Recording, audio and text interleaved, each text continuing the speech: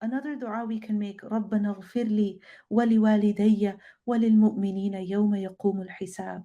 That, oh my Lord, uh, that our Lord, forgive me and forgive my parents and forgive the believers on the day the account is established. And this is the proper order of making dua, that you first make dua for yourself, then for your parents, and then for other people. Parents deserve that you make dua for them, especially for their forgiveness, whether they are alive or they are deceased, whether they are Muslim or non Muslim. If they're non Muslim, of course, you pray for them while they are alive. Once they have passed away, then you cannot make dua for them.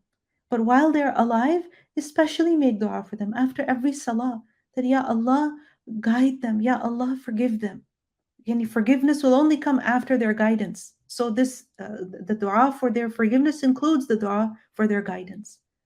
ربنا اغفر لي ولوالدي وللمؤمنين يوم يقوم الحساب.